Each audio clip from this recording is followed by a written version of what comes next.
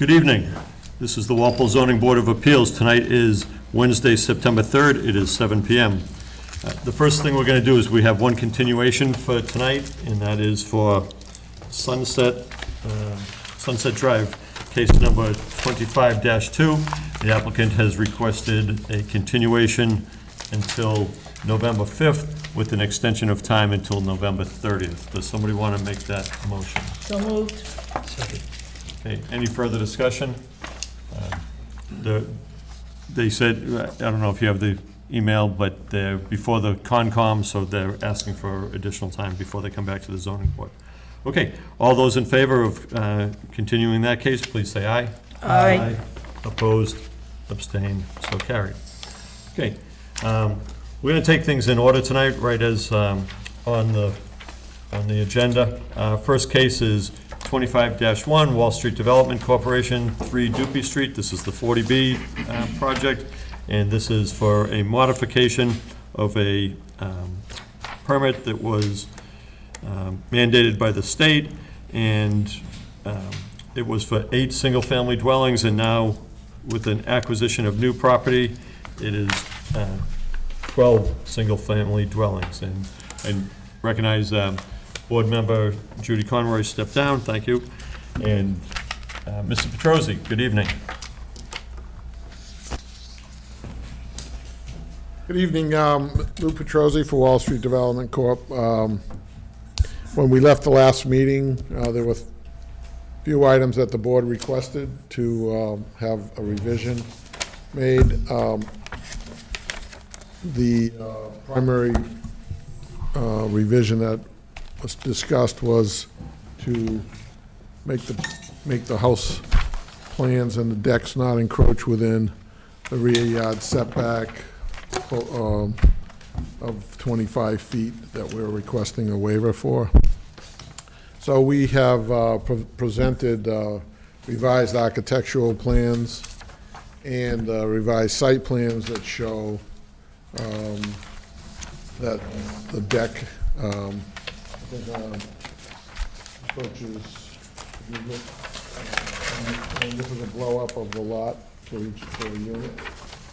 And the deck will be a 5-foot deck off the back, but the stairs will stay within the 25-foot footprint. Second thing was requested that we add some arborvitaes along the rear line with the abutter on Victoria Circle. And the third item that I believe was to add the street lighting to the plan, which has been added. And, Do you know what sheet the street lighting is on our plans? well, it showed on sheet 4, but probably carried through. Three street lights have been added to the plan.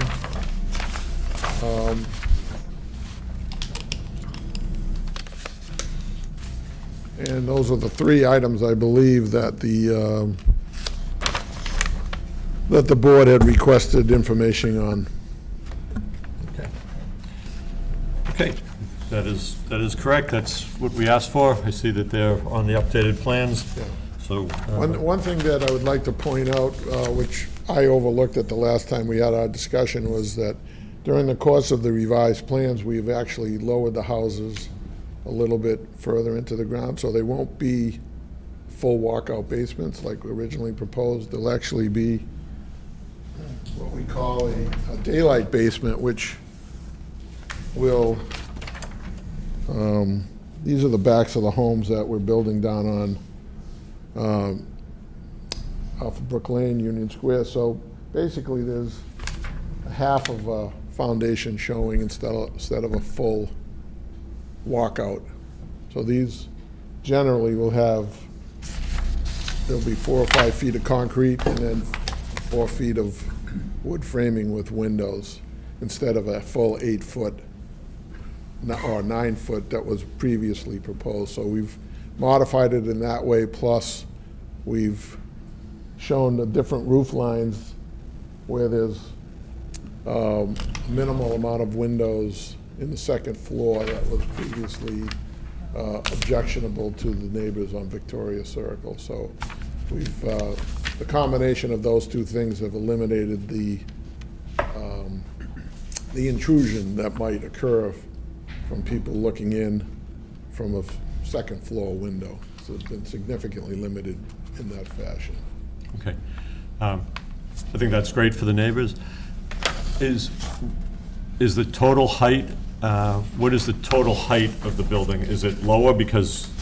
It's going to be a little lower than what was originally proposed. Well, keeping in mind, you know, the height is, on the front of the buildings are at one height, in the back of the buildings were at a different height because they were on existing grade and it would slope up to the street.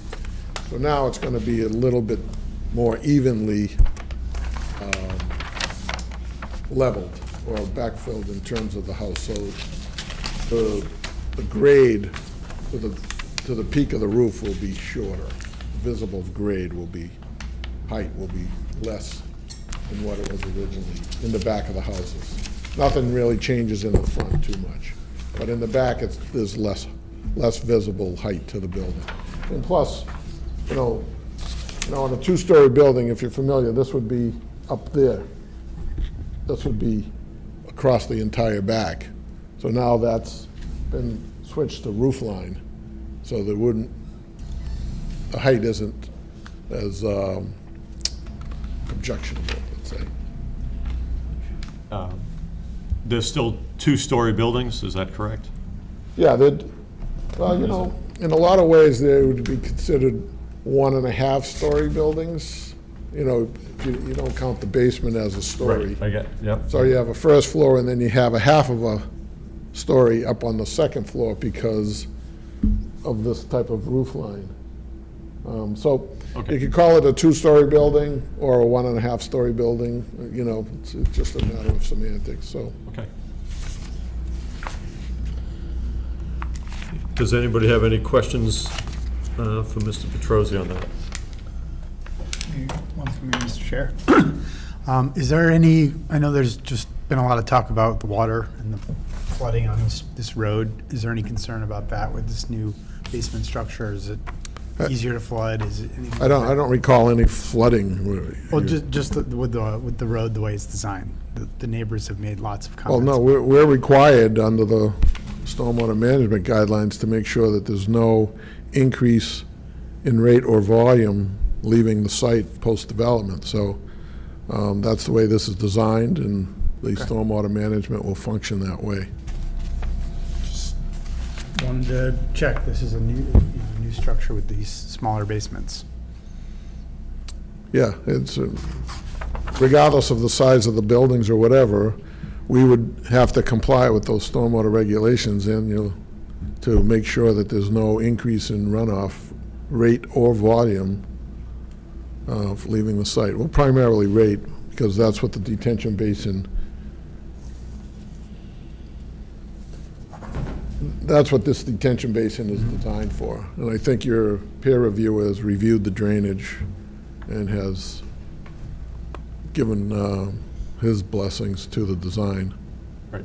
But to Mr. Major's point, the peer reviewer looked at the stormwater drainage, was okay with it, talked about the retention basin, but now you're saying that you're putting the basements a little bit lower than you originally planned. And I think, Well, do you foresee any problems with that? oh, you mean in the basements? Yes. No. But, you know, our engineer, you know, we've done a series of testing out there. We know where the high groundwater is. Okay. Was that your Yeah, question? that was Yeah. the crux of it. I will say that, you know, regarding existing conditions out there, the existing conditions on the portion of Dupee Street that's gravelled right now, there are no stormwater Right. basins on there, so everything just sheet flows down the street. Whatever goes in the basins goes in the catch basins. Whatever doesn't capture there goes out in the street. So we're definitely That improving. was part of the concern. That Yeah, and we're definitely improving. basements, yeah. Yeah, the basement isn't a stormwater issue, it's a groundwater issue. Right. And we feel pretty confident that what we've done, the combination of the, will be sufficient. Thank you. Okay, so that's the updated plan. Drew, did you have anything? So the concept drawings, granted their concept, but they show a height of 34 foot 10 inches. So Drew, sorry to cut you off. I was going to interrupt John, but because there was some confusion last time, I had Lauren print out the previous architectural renderings Okay, just sorry. to show the difference. That's So what I thought. Yeah, just make it. that was the architectural renderings at the back of that packet are from what was approved by HAC, just to show what was the previous size. Your zoning regulation is 35 feet, so Yeah, no, I got that. I just, when you were unveiling this plan and Yeah. making it sound like it was gonna be better, it still looks like the people next door are gonna be staring at 35-foot structures out their window. Is that? I don't think that will be the case. I mean, the way the height is measured, it's measured to the middle of the roof. I Right. don't know if you follow that, but most of the time, that height is usually around 26 feet to the middle of the roof. And then, of course, I found this to be, a cost approach too, is to lower the pitch too, because we don't want a 12 pitch on the roof. We Right. want probably maybe a 6 or an 8, no more than an 8 pitch on the roof. If you wanted to stipulate to that, we'd agree to that, not a problem. But I don't think we're gonna be even close to that 35 feet. But if you're measuring it from the the lowest ground point to the peak in the roof, that's a different story. So, because in the front of the houses, you're gonna be at existing grade, the street grade. The Right. back of the house, you're gonna be 4 or 5 feet lower, so. Well, I think that's what you were describing, if I understand your comment correctly, was you're changing the grade? You're gonna bury the basements a little bit more? Yeah, we're gonna bury the Okay. basements a little bit more to Okay. not have as big of mass visible from the rear. Right, okay. And that's, I think, what was the most objectionable to the people on Victoria Circle. Okay, thank you for the explanation. Okay.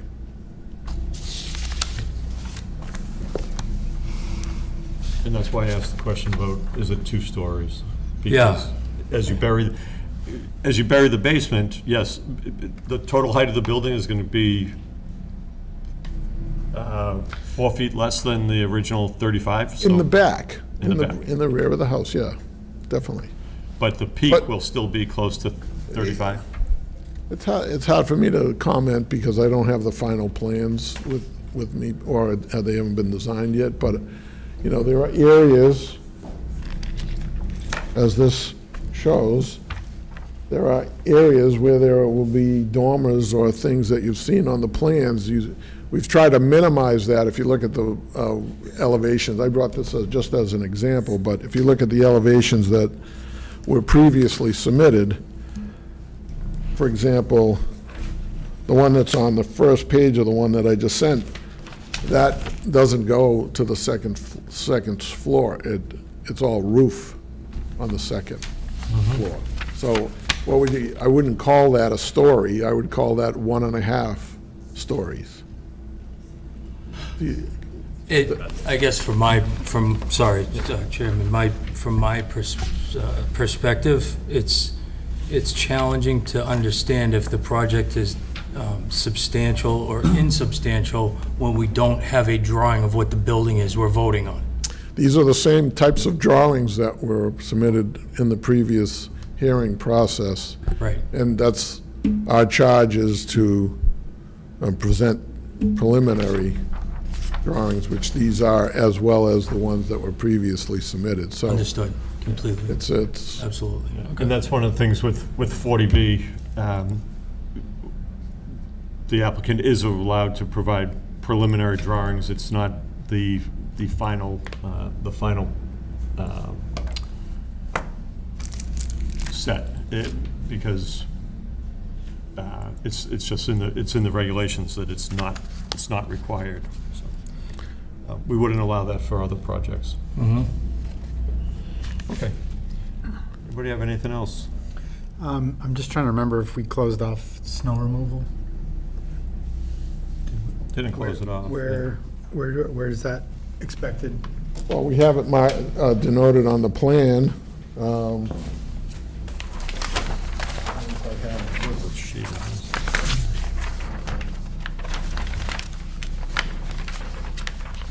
I didn't bring the sheet where the snow removal is located, but we do have, on this plan, we have it, Between those snow two. storage here, Okay.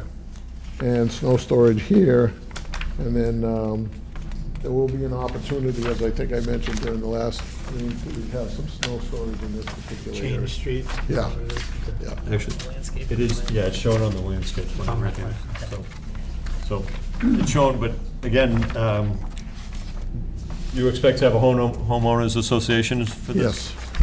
And that would be on the homeowner, if they need to remove it from the site, then they have to remove it It's from more the about site. just that day or two that you need to put it somewhere before you can get it out of there. Yeah. Well, Well, if we want to use the climate change philosophy, we're not getting much snow lately. So, you can use it in your favor or against you, one or the other. Whatever I'm using it in my favor now. So, Anything else? so I think the applicant has provided what we've asked for, and there's one other thing that we need to talk about with this case, and it is, if we look at board business on today's agenda, it says, discussion and possible vote for determination of substantial or insubstantial change to a previously issued comprehensive permit. That's what we're talking about. And this is to allow multiple areas designed for stockpiling material as shown on the revised plan that he shows here with those, Yep. this, the additional piles, whereas the original plan only had one pile for material, and you've been bringing material onto the site from other Well, we places? have, we, obviously, the project requires different types of material. There seemed to be a bit of confusion over what was necessary for the project, and there's been some representations that we're using it as some sort of a staging area for other material, but the project requires different types of material, three-quarter stone, gravel, and we had a whole bunch of topsoil that we screened, so we had a loam pile, we screened it, now we have a tailings pile and a loam pile, so, things that need to occur on the site always result in more stockpiling that is customary for a construction site. So we filed that to avoid further, to make it a little bit more understandable with the building commissioner, so that he doesn't have to deal with an interpretation that might not necessarily be an accurate interpretation. So for example, let me give you an example. So the plan shows one area on the site that shows stockpiling for material. Now, in hindsight, that one area for stockpiling isn't sufficient for a site, for a construction site of this sort. So you end up with areas that you need to stockpile more material. And as the material becomes available and used, the piles dissipate as you construct the roadway and you put your utilities in and you build units and other things. But sometimes there's an opportunity for material to be obtained and at a savings, and we have a tendency to bring that type of material on site when we know we can use it down the road. In this particular case, I don't know if you pay attention to the grading or the profile of the roadway, but the roadway that's the existing grade has to come up 2 or 3 feet in the back of the property. So that requires additional material. Now, we're not ready to do that at this point, but we need the material eventually, so we're stockpiling that material on site for use when it's needed, when the utilities are all in and the road needs to be rough graded before paving. So it's just part of the process. So you bring in materials from other construction sites? Yeah, there's a few local areas that, that have material that is suitable for this type of, you can't bring, you don't want to bring loom in to fill a roadway, you have to bring in gravel, and you need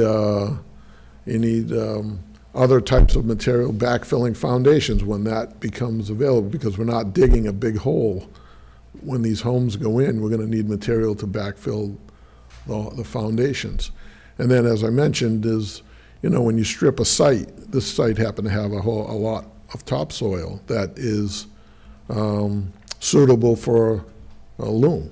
So now the question would have been, okay, what do you do with it? Do you keep it on site, screen it, or do you truck it off site and then have to bring it back later on to use because you need it for landscaping? So it's it's just the way the process is.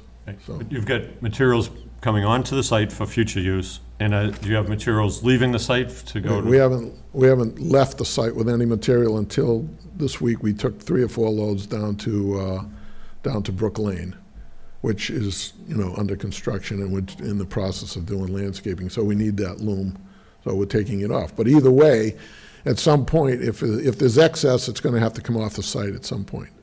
Either trucked off at the beginning, or whatever's left after we use it, trucked off, or if we need it, we have to bring it back in. So, like I said, we just filed this application. If you want to make it a substantial change, we'll have another hearing on it. If you approve this application, the modification, it's already in there, so it's all part of the plan that we've already. This is in the event of this becomes more of a prolonged process with the board's deliberations on the amendment, whether or not, we need to do something in the interim while that's pending. Okay. So, Patrick, do you have any comments on this? I guess my understanding or just thought process with it, I think it would probably be better for the board to make a decision one way or the other regarding the first modification, because I guess the most recent modification, it's already a plan sheet within the modification that you're looking at. So in a hypothetical scenario, if you go through that process and approve that process, then it makes the second modification kind of null and void because you've already approved it. Am I following? right, well, Yeah. that is true, but so if the board is going to deliberate, you have a certain amount of time to file your decision after the hearing is closed. But in the meantime, during that period of time, we have an active construction site where we have these stockpiles that are existing right now. So the building commissioner has asked me to come and clarify it with the board so that Patrick is right. If you approve the plan the way we've presented it, then there's no further decision to be made. But if it's going to be a prolonged period between the time we close the hearing, which I think will be tonight, and the time that you actually render a decision, hopefully it's a favorable decision, then that time frame may become important if we start construction there shortly. Are you in violation with the building department for No, materials on the site? no, Okay. no. Yeah, so I guess to that other point, if the board closes and continues deliberation, or the board closes and denies, or whatever, however action you take, if it's not an approval, I would say make a determination on the modification after, however you decide on the first modification. You follow me? If it's approved, that other modification is kind of null and void. If you continue deliberation but close the hearing, I probably would take a vote on that second modification. Because it's within the 20-day time frame. If the board doesn't render a decision, it would be approved regardless. Okay. I get that. What's the date of that request? Is it 25th? 25th of August? Yeah. So, Okay.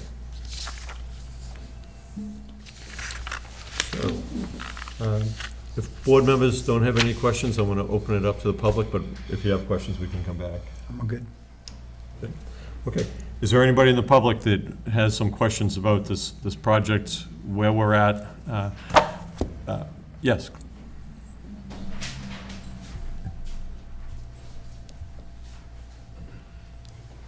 Jim Doyle, Victoria Circle.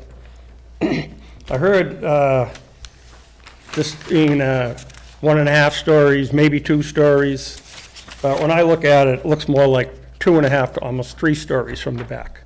So I don't know where the 1.5 story comes from. And the other thing was the stockpiling of material. There's still trucks coming in there, dumping dirt. They're not processing it yet. They're not screening it. They already did the screen. Seems like Dupee is a dumping ground for Brook. I don't see much dirt down at Brook. There's a bunch of stones, but there's not piles of dirt like we have. So it seems like Dupee is going to be the sifting, and then the loom will be going down there. I don't know if that's true, but if he's not even ready to put a road in, why is he still bringing material to fill in around the foundation, like he said? Loom. Yeah. And that's about it. I think, I mean, I can ask Mr. Petrosi that question for you. But I also think he sort of explained that this is site preparation. Whether I agree with that or not, but that's what he said. Mr. Petrosi, do you want to answer Mr. Doyle's question? Well, I don't know whether or not it was a question or not, rather than an observation. So I basically have explained what's going on. I mean, we're not using it as a staging area, but we are and will be, as I mentioned. If there's excess material on the site, and we estimate that is the case in some instances, we'll have to, either way, we will have to take it off the site. But we're not ready to make that determination. It's sort of it's a decision of as you go, as the project proceeds. We will be using some of the material on site to raise the grade of the road, and those piles will dissipate. And then in some instances, you know, the loom is actually the last thing that we will be using on site. And if we have an opportunity to move it off site, that's exactly what the building inspector is telling us to do, eliminate a stockpile. So you can't have it both ways. Either you want us to move it off the site, in which case we will. Plenty of places I can go with it. But then I have to bring it back in. So that's double the trucking, double the noise, all of these things that people find objectionable. That's what will occur. So we're using the most prudent way to address the need for the material versus the future use of the material, and whether or not there's the need to truck it off and then truck it back in. It's you know, I mean, we're not new at this. We know what we're doing. Okay. Yes.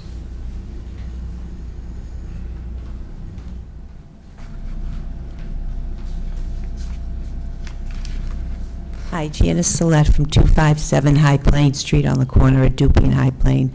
I'd like to try to understand why, Mr. Petrosi, sometimes like before 7 o'clock in the morning, there'll be the huge excavating trucks come, and they will either come down empty and then leave with full, they're all full, and then sometimes then they come back later, they're full, and then leave with something full. So I don't understand what's really going on, but they come at weird times. Like I said, sometimes they're there before 7 o'clock in the morning, sometimes they come at 6 o'clock at night, as well as, you know, and then we had a couple of weeks where maybe they were on vacation. There was nothing happening until this morning. They were back moving the dirt, well, actually a few days ago too. But, so I don't know what's going on with that. And I didn't know when the appropriate time would be if I speak to the board or to Mr. Petrosi personally, because of all the dirt and stuff and the privacy for me having fencing put up. You know.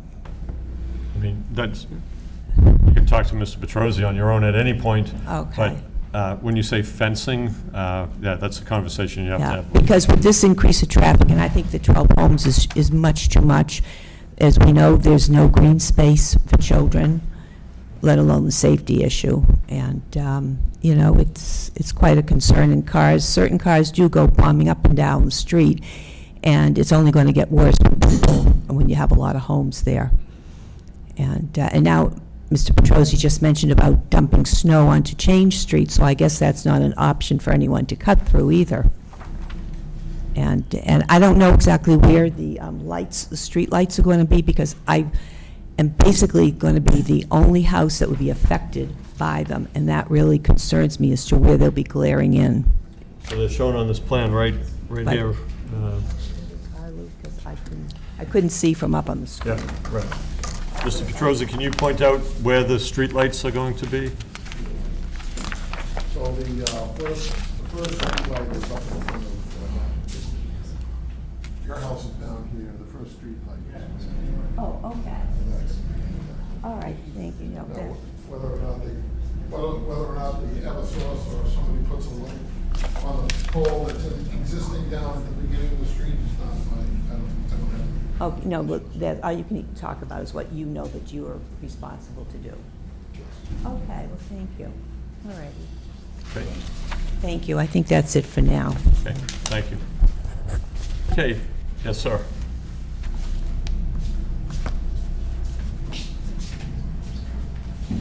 Hi, Tyler Hool. I'm one of the abutters on Victoria Circle.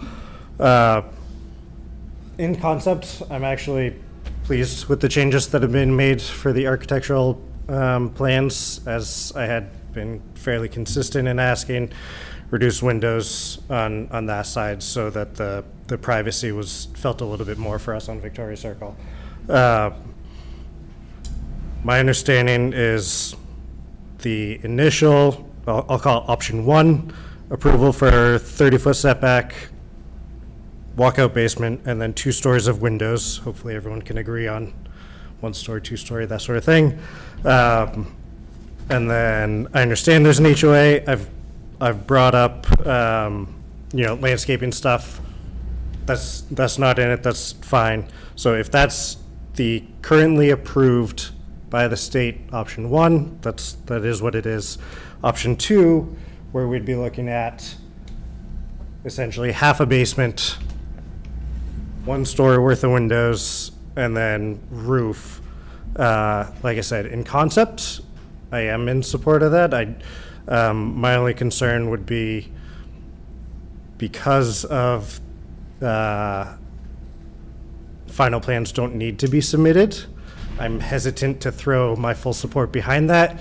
If there's a chance that I say, yeah, increase the setback, you guys, take that into consideration, and then we're left with option 1, where it's a full basement. I don't think it'll be a full basement, but then, maybe the second floor has larger windows again.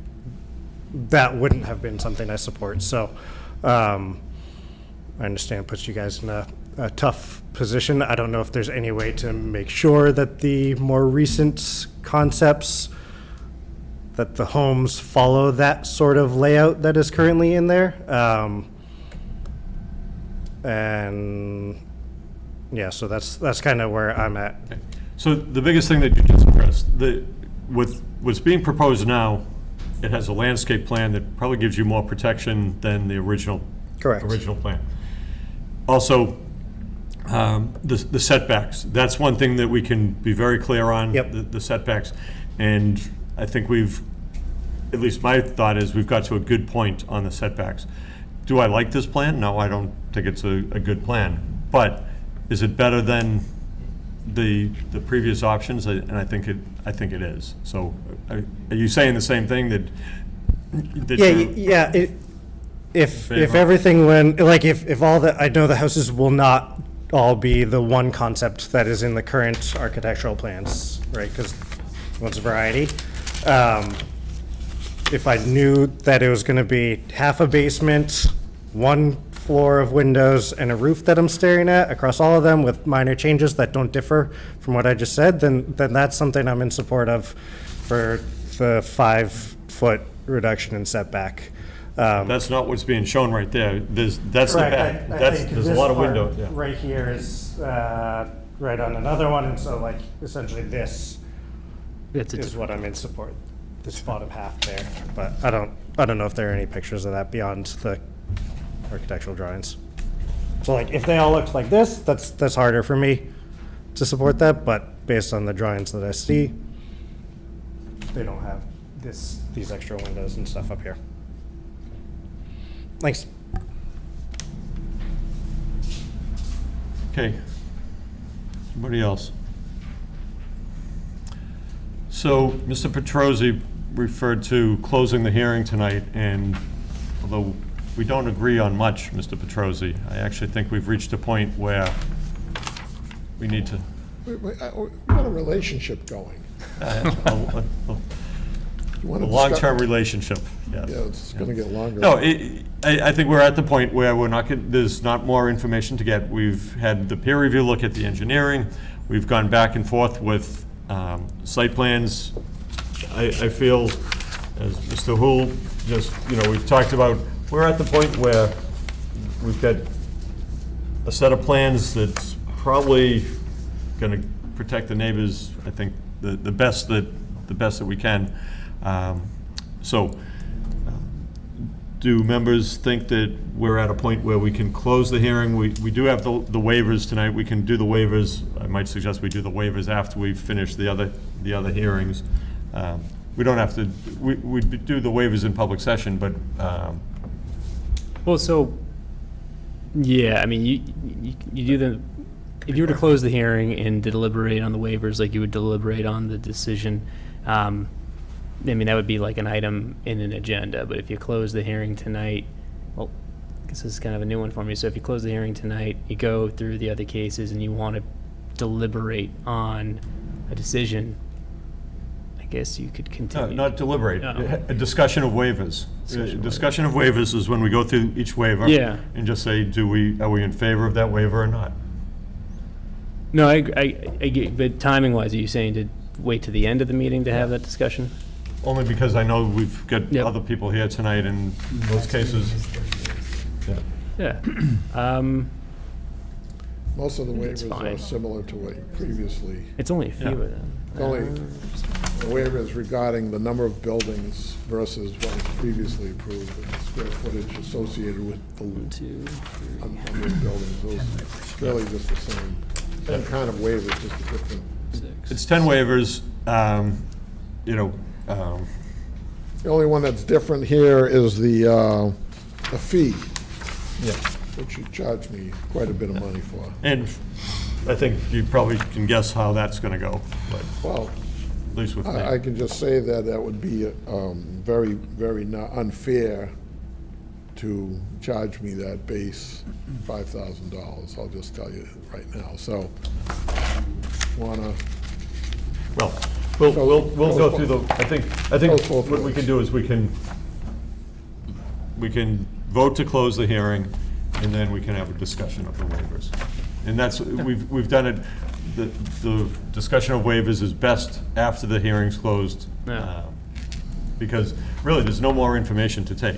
It's just No, and whether the- again, it's not it's an addendum to the previously issued decision, so it's not like it's a whole new comprehensive permit. It's more of a, I guess, an attachment to the existing decision. Okay. Yeah. Okay. What are other board members' thoughts? Sounds good. So I hope you understand where we are on this. We're at the point we're going to take a vote to close the hearing, and then we have, how many days? Technically 40. 40 days. It's following the, yeah. 40 days to issue a decision. It's not as complicated as the first decision that we had, because that was for the whole project, which, by the way, the board did not issue. Make that clear again. The board denied that project. It was appealed to the State Housing Appeals Committee, and they said that you need to approve this. They approved it. This board did not approve it. We filed it with the town clerk, saying that we didn't approve it, and the reason was we had safety concerns, and, we have to think about how are we going to look at this case? Is it still the same case and still has the same safety concerns, or is it a modification of something that we've already said is unsafe, but these new things such as the architectural plans, the architectural plans and the landscape plans give a little bit better protection to the neighbors. So that's what it's going to come down to. Okay. Mr. Petrosi, do you want to close the hearing? Absolutely. Not that I don't want to come back, but, you know, I'll file another application back. Okay. Got it. We on track? Yeah, I guess if you want to vote, take the motion to close. But then if you want to have a continued discussion, I'd be sure to just maybe make a motion to continue deliberation on the waivers for the end of the meeting. Yeah, it's not even yeah, I guess. Just I'm from not a gonna- procedural yeah, purpose. Yeah, okay, just to- we can do that. Yeah. Stay on the case. Okay, So moved. okay. Moved by Drew to close the hearing. Second by Mark. Any further discussion on closing case number 25-1? And voting on this will be the 5 members that are here. Everybody's been here for all the cases. Okay, this is just to close the hearing. This is not to approve it. It's just to close the hearing, but we've reached that point. Okay, all those in favor of closing the hearing, please say aye. Aye. Opposed? Abstained? So carried. Okay, so the hearing is closed. And with that, I'm also going to say that we're going to, later this evening, we're going to discuss the waivers. Because the hearing's closed, it's just going to be a board discussion. It'll be in public session, but there will be no input from the public because there's really nothing to, we're going to just say, are these waivers approved or not? Okay, so you're welcome to stick around if you want to hear us, or you can watch us on the reruns of TV. Okay, Good night, thank you. good night, Mr. Petrosi. Okay, moving on to the next case. Next case was continued. Now we have 25-6, 5 Domenica Road. Judy, do you want to come back? You just tell me your recusers. Yeah. So I'll be recusing myself from this. I'm on a butter. Oh, okay.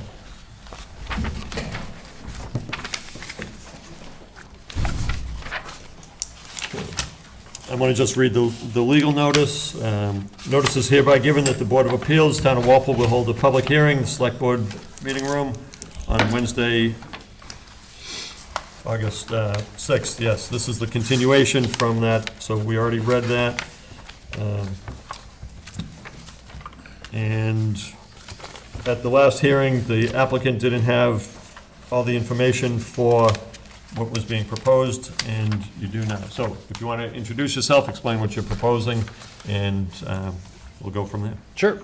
For the record, my name is Tim Power. I'm actually a civil engineer for PVI Site Design out of Norwood, representing Antonio Jampa, the owner at 5 Domenica Road.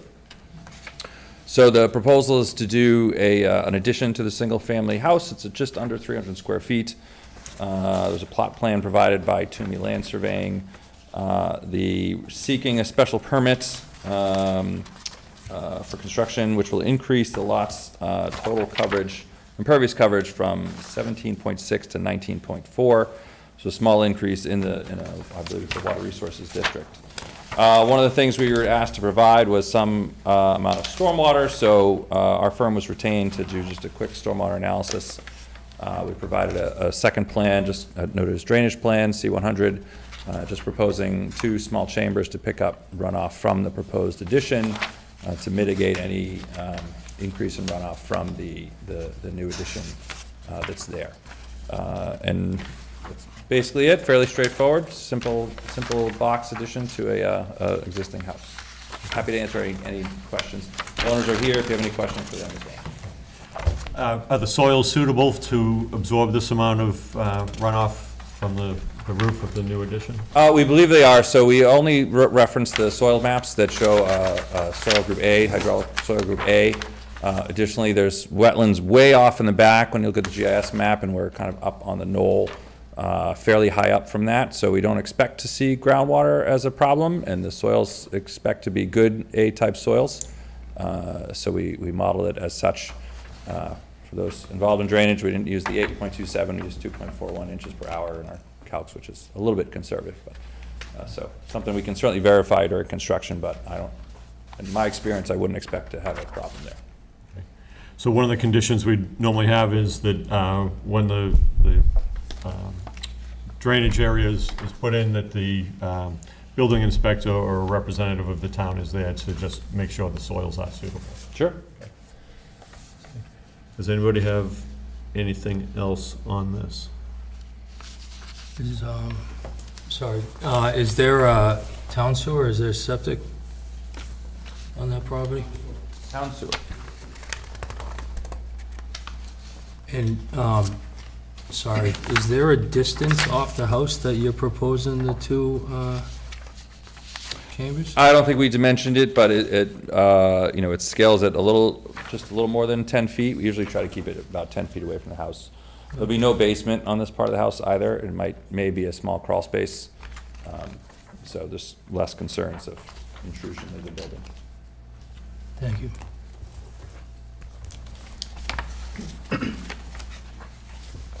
Judy? Move my papers around, sorry. I just had a couple of questions on the application itself, that you're applying under 12.3.c, and originally it looked like 6B1, and that was crossed out, and I just want to know why it was that way, who crossed it out, and when it got crossed out and changed. I think they had the wrong number, that was I think why. they- So when they came to I'm us. sorry, Patrick, I can't So hear you. they had the wrong section of zoning. So when they came to us, it wasn't filled out correctly. So when we confirmed with the building commissioner what they were here to apply for, that's why it was manually crossed out with discussion with the applicant. Okay, all right, so I would like to see when something's done like that, it's like when you make a mistake on writing a check, you initial it and date it, just so I don't have to ask this question. Because it looks like, well, who did it? I don't know. Now you tell me that you guys did it, but if the applicant was incorrect, No. I'm not saying they have to fill it out again, but I think the documentation needs to be a little bit improved. Sure. And is this property right now, before all this may take place, is it already considered non-conforming? In terms of the Side- frontage. Yeah, so it Frontage, doesn't side have- yard setbacks and things like that? Yep. So, with the approval of this proposed addition, it looks like we're making this more non-conforming. And I wasn't clear as to, Well, not necessarily, so in terms of the side setback, they're allowed that relief because they are pre-existing non-conforming in terms of the frontage. So there's that highlight. Right. I think it's section 6C5, where for every 10 feet missing a frontage, they gain, or I guess reduce a foot of the side setback. okay, So that's why it's listed at 15 feet as opposed to what 20 is, because okay, so that's the required 20, but because of the angle of the because the frontage frontage, is okay. smaller than required. Yep. Okay. And just one more thing on the application. The application was stamped in and accepted on July 14th and advertised for July 17th and July 24th for August 6th hearing. But all the documents didn't come in until August 25th. I don't know when they came in. They're dated the 25th. So was this application accepted without proper documentation? So what was missing was the explanation of, did it comply with Massachusetts stormwater regulations? So when we met the last time, that's why the applicant was asked to continue, so they could provide that information. So they provided the plot plan, they provided the application, they provided the fee with that information. It wasn't provided, or it wasn't clear in communicating with the applicant that needed that information with this specific special permit. Because it's under 12.3C, and that's the whole reason they're here, is because they're exceeding the impervious. They need to make sure that when they're doing that the groundwater quality is preserved and what's designed complies with Mass stormwater regulations. Okay, so they did submit a plot plan. What I asked about a couple of meetings ago was, none of these are time-stamped. They're dated in June, that's great, they're done in June of this year. But there's nothing to say that these documents came in with the application. Oh, like or a timestamp? The timestamp. Digital timestamp, I- and it doesn't show up on the print. Yeah. So what I can do when something comes in is I can do like my manual, like zoning board stamp. Is that what you're looking for? Well, for, it's just to say when it was received, because it didn't sound like they had a complete application when they applied. And there was a meeting held and needs to be continued to tonight because they didn't have everything in at the get-go. And if that was because they didn't have the right section, then I think they should have been. Not the right, yeah, so not the right section. They had the right section once it was clarified when they came to apply. That's when that whole cross-off was. But the information for complying with mass stormwater regulations, that was relayed that they need to provide that information, and it did not. That's why we had to continue from the July meeting. Yeah, Judy, what happened was, the zoning board shouldn't have accepted the application until it was complete, and they... That's what I was trying to get at, but Yeah, well, thank you, John. That's what Okay. happened. Okay. So, All right. I think this happened a few months ago, and I asked that it not happen again, so I'm going to ask again. No applications unless they have all their stuff, everything complete. everything. Because the Time clock starts. Right, the Clock clock starts. starts ticking on us, on the zoning board. Thank you. Okay. But, so, does anybody else have any questions? And is there anybody from the public that wants to comment on this? Okay, are you the owners? Okay. At this, seeing that there's no comments or anything, do you want to close the hearing? Yes. Okay. This is just to close the hearing at the request of the applicant. Does somebody want to make the motion to close the case for 5 Domenica Road? So moved. Moved by Drew, Second? second by Mark. Any further discussion on closing the hearing? Okay. And voting on this will be the 5 members that are here. All those in favor, please say aye. Aye. Opposed, abstained, so carried. Okay, now, let's talk about, if we were to approve this, conditions we'd want. Standard conditions, and then we should have somebody from the building department or a representative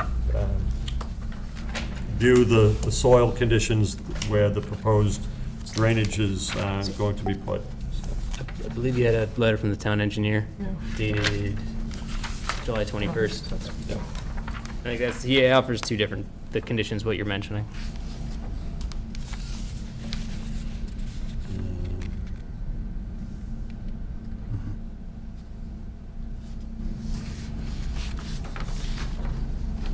They wish to include an inspection requirement, yes, that's what we just did, and an as-built showing the system and addition to verify compliance. So, an as-built plan also, okay? And that's normal whenever we do something like this, okay? And that would be as-built for not only the drainage, but for the new build, the addition. Anything else? Okay. Good. Does somebody, nobody has any other conditions they want to add? Okay. Does somebody want to make a motion to the effect of what we just described? So moved. Moved by Drew. Second by Mark. Any further discussion on approving the plan with those conditions? Okay. All those in favor of approving the plan for Domenica Drive, please say aye. Aye. Opposed, abstained, so carried. Okay, good luck. Great, thank you very much. Okay, next case.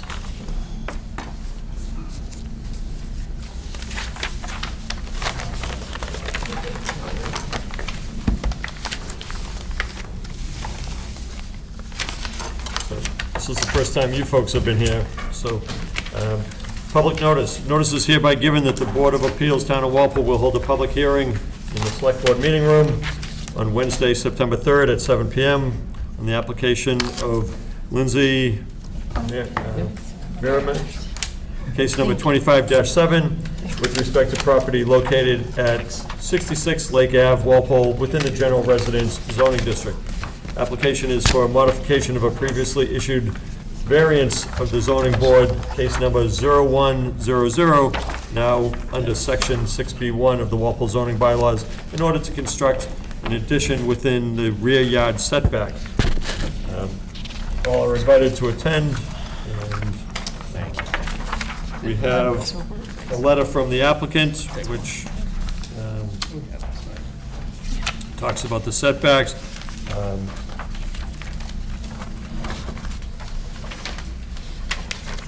And we also have a copy of the original, a variance from 2000 from this board and we got to figure out what's going on there, because I have some questions about that. As far as the address was 66 Lake Ave, and seems like there's some stuff going on with the address of the house, so. It's a unique lot, for sure, but. Do you want to explain, first off, introduce yourself and explain what you're proposing and Yep. what you want. Jeff Mermanish, 66 Lake. This is my wife, Lindsay. Hi, I'm Lindsay Marmanish. We also want to thank Keith Farrell, who's the builder here, so he can answer any questions that you might have in that regard. But we thank you for your time. We know it's late, so we tried to make this as organized as possible. Is it not late? This is not late for a zoning board. Okay, great. Well, we can Yeah.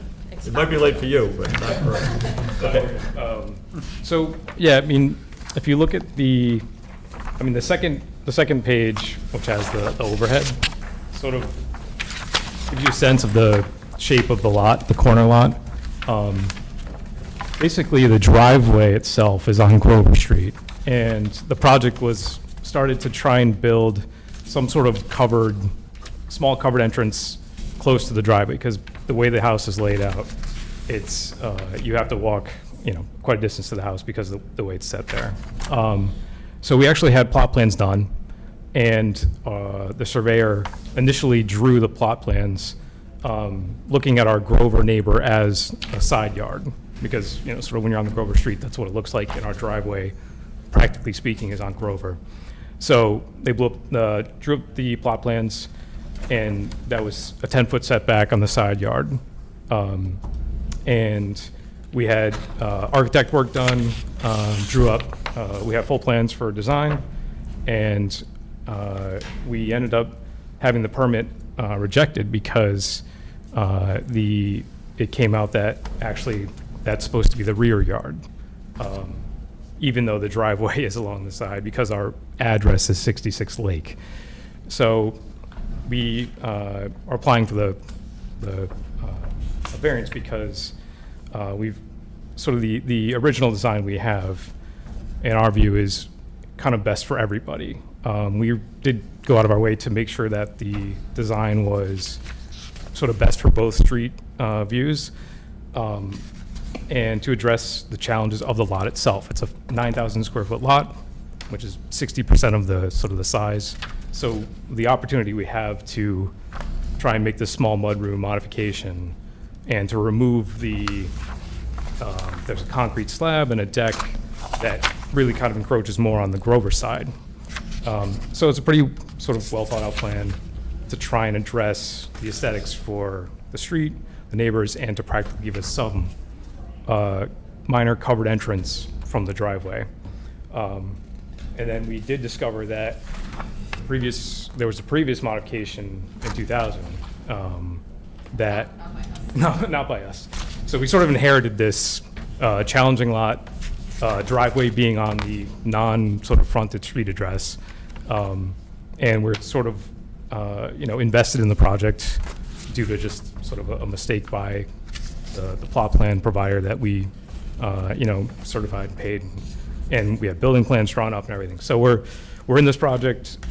We think it still is the best design for the intent of the zoning laws, the neighbors, the look from the street, and it is trying to stay as sort of minimalist on that setback as well. It's a narrow mudroom. It's really the narrowest sort of practical mudroom we can do, and there's really no compliant way with this rear yard interpretation of getting any sort of entrance close to that driveway in practice, because basically the driveway is along the rear end of the plot, which is sort of a strange scenario as well. So, I mean, the details of that variance and the reasons why that variance was even granted basically line up with the same challenges we have right now. And we've sort of documented the investment we've made, the considerations we've made, and are just sort of asking for your consideration on that and to get this project permitted. And are happy to answer any questions about how we got here, the context, information about the lot itself, or the details of the architectural drawings. Keith is here to answer considerations around the building itself. But hopefully that's good enough context to have a conversation. It's our first time doing this, but Yeah. Hopefully only. We've been doing lots of little projects, and this is kind of like the last piece, is that big deck. I don't know what to do with that deck. It's falling down. It needs to go, right? So yeah, that's on that Grover side. So we're trying to really push that, you know, again, the intent of that sort of street view, keep it back towards the house and build where it's sort of no longer go with that, the way the lots go and stuff. So many questions, but, Yes, go for it. so as we look at this plan, and thank you, you've provided a lot of helpful information here. The area where the deck is right now, what's going to be where the deck is, what's your proposal for that area? So you're referring to the sort of green square here? The green square. The plan is to take up, it's a kind of an ugly concrete slab right now that gets, you know, pretty far towards the north side. Excavate it, dig it out, and landscape that. And the part of the deck beyond that, that's close to the house, we're gonna cut it back and get rid of it, just to have the sort of minimal amount of expansion in the yellow to make the foot traffic inside the house sort of go naturally to that buffer. So that whole green area is gonna be landscaped and, like, you know, made to look like a real proper setback from the road, just to really try and align with the neighbor's facing the road as well. So no construction there, just enough of a bump out in the yellow to make that the traffic work.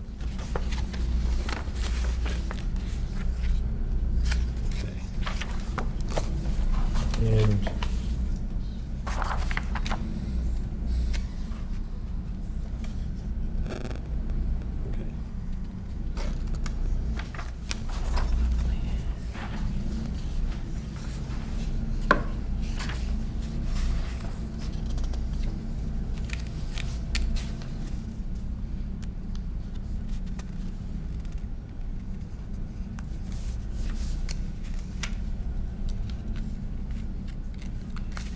does it, I'm still looking at the, Yeah, take your time. I have a question, John. yes, Okay, in addition to the mudroom, you're also adding a 7 by 17-foot, I'll call it a wing, to the end of the house. So that's going to go towards that concrete patio, which will no longer be there. Yeah, exactly, yeah. We're And, doing and, that. and where does that put you to the Grover? So we'll still be side. 30 feet. That's within setback. that's within 31.2 feet. I think that's what I'm seeing there, so Okay, that's. yeah, that's- I just wanted to check, That's yeah. okay. Okay. So it's designed to warrant the potential 30-foot setback even after the Grover. So we did it to keep us Okay. far away from that side. Yeah, it's a 30-foot plus. Okay, got it.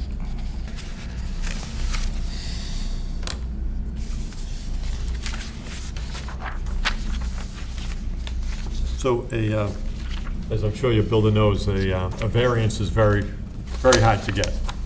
Well, this is an existing variance that we're trying to get an amendment on. Yeah, that's what I wanted to clarify, is this a modification of a, Yes. That's what we're. so we would essentially have to modify a previous decision? Which we were told did not even have to be a variance in 2000. So this, because there was a vote for a special permit, Right. which was denied, and then And then they vote went for variance, which was granted. You're saying essentially what criteria for variance was in 2000 is essentially a special permit now? Yes. So that's why we're here. And the modification to what was already approved is very minimal. I mean, it's essentially just the side setback that you need relief from, right? Yes. Yeah, if you look at Technically the rear, but Technically, yeah, so the rear yeah, it functions looks like the side, but it is the rear.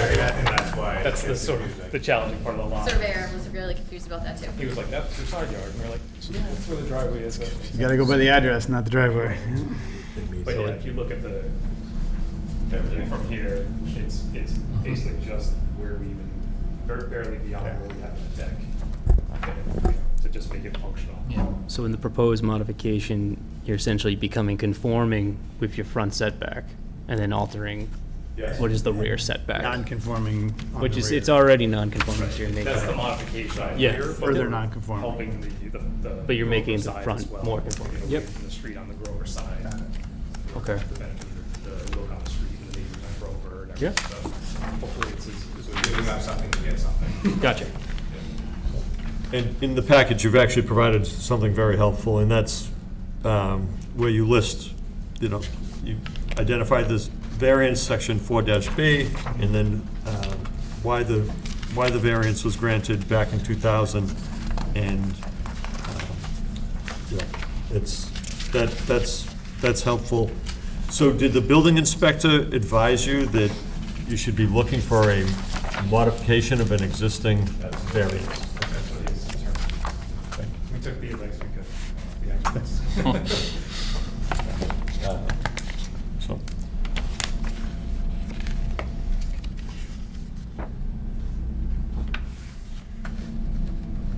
and I also see none of your neighbors are here. That's usually not a bad thing. Have you talked to your neighbors about this? Yeah, some were like, should we show up? And I was like, no, just please. Yes. They're all very supportive, but we've been in the neighborhood since 2013. And they were neighbors and kids with our kids. And it's just, we've had a lot of conversations. Okay, so now comes the question, what's the, Mr. Farrell, what's the encroachment into the setback? What the exact dimensions? We're going in, we're gonna have an 18.9 foot setback. And Currently it is. Currently is, 22.5. so right now we're like 20 point, It's actually, the current line is 26 or so. no, it should be. Does that include the bulkhead? That's an existing house, not the deck though. Looks like it says 22.5 from the deck. Oh, yeah, from the deck, So, so we're looking at about a 3.5. 3.5 foot setback, difference. Additional. It's 3.4, Current deck is. 3.6. And the front would be reducing, so it's at 24.4 within the front setback, and now you'd be making it conforming at 31.2. Exactly. Gotcha. Okay.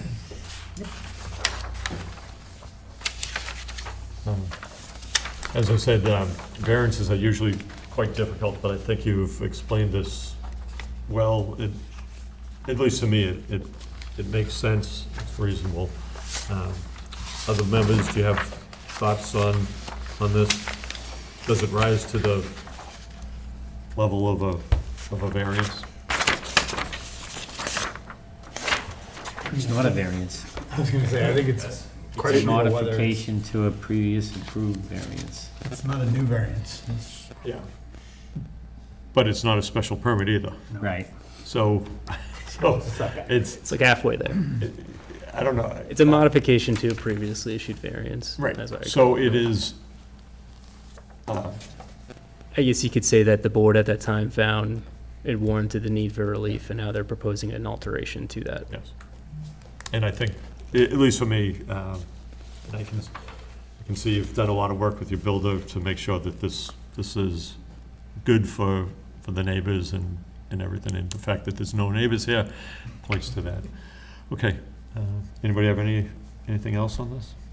I just had a question, Yeah. because the original decision, and I'm not being a negative Nancy here, but there was a condition that it wouldn't exceed 1 foot beyond the existing deck. We don't even have that plan, so it's not, I know it's not it's a new plan, and it's a modification to something that we don't even have a copy of, but it does fit. It does fit.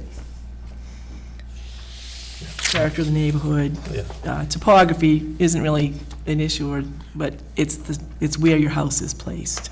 Yeah, yes. Technically, they would be in compliance with that, with the new plan, because they're not. Correct. They're not going Correct. any I mean, you could move the house around on the lot. We threatened to do that once on a project. Driveway, and take a full house. Yeah. Figured this would make it a little Yep. easier on it. We'll move your front door, but we're not gonna go there. We're not gonna go there. Well, that's, yeah, the front door, you know, the address is confusing on the case. That's what when I looked at it, I said, "Oh, we got to figure out what you're doing." And it's important, what you're not doing is you're not trying to play one set of rules against the other, meaning, and that was my concern when I originally saw it, but that's not what you're doing, so, okay. Board members good? Okay. Do you want to close the hearing? Yes. Okay. At the request of the applicant, does somebody want to make a motion to close the hearing for Lake Ave? So moved. Okay, moved by Judy, Second. second by Drew. Any further discussion? Okay. Lauren, this is interesting because we're going to have to find out what a modification of an existing variance looks like, because I don't think I've done one in my time. Neither have I. Is mean, I anybody? guess- Well, I guess I'm senior. Well, What's that? you've modified special permits before, so I mean, when you issue it, it's issued as its own decision. You would say it's basically a modification to the previous issued case number, which I think is 001. Yeah. And would you also be including all the hard numbered, Like what was in the conditions? yeah? Or refer to the plan at least? Yeah, I would Yeah, it's gonna- refer you're to gonna this as refer to the the new plan plan of anyway, but record. Yeah. I think And- where it's so a little confusing with rear and side, that just has to be real clear. Yeah. And we have to,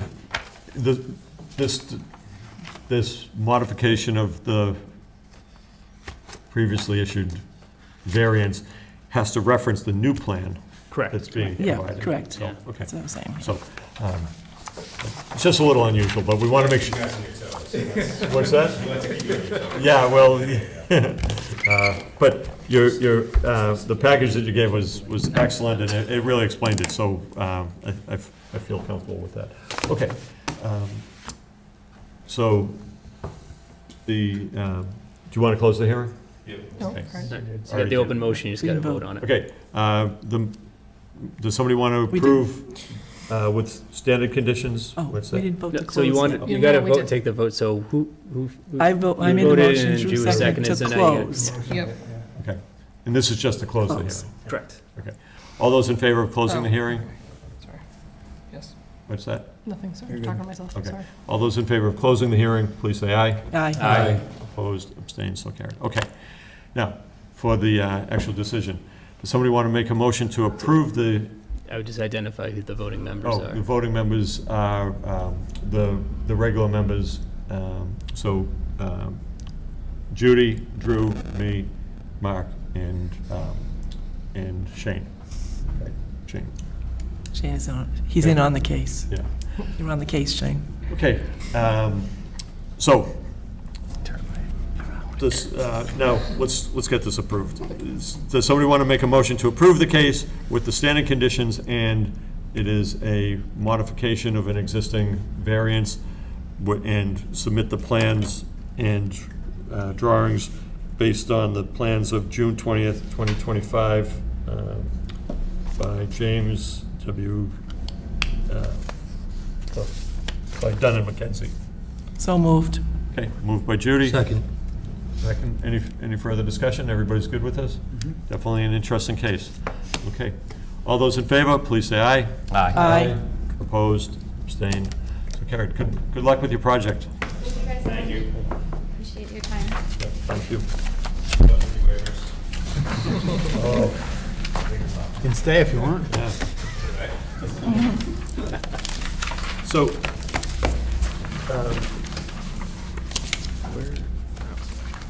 I think we should discuss the waivers.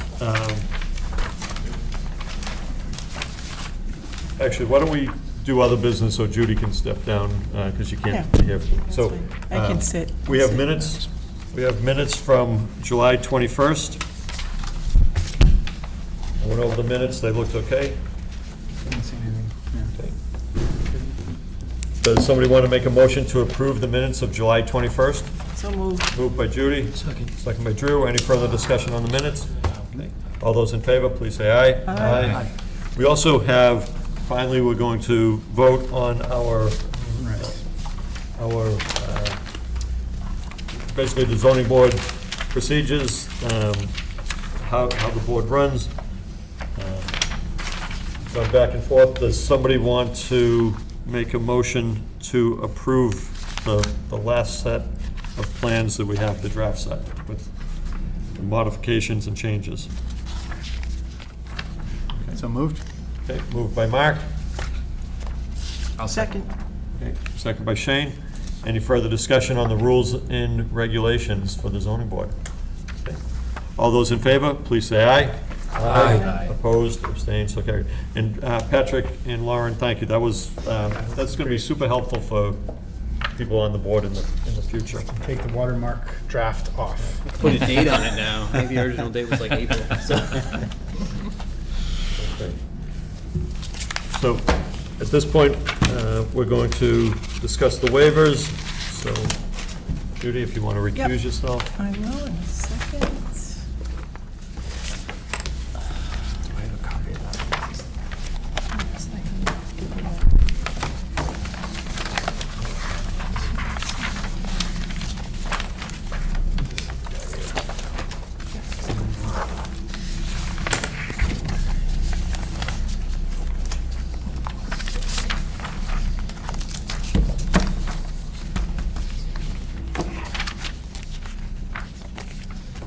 Oh, yeah, thank you. Okay, so as the board usually does, on a 40B, we go through the request for waivers, and for a comprehensive permit, we don't do this for anything else, but we have to do that for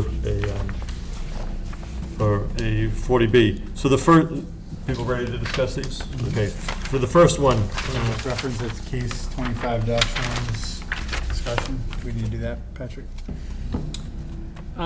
Just because we're bringing it back again. Yeah, so I mean, in terms of putting on the record, we're discussing waivers for regards to case 25-1. Decision on case 25-1. okay.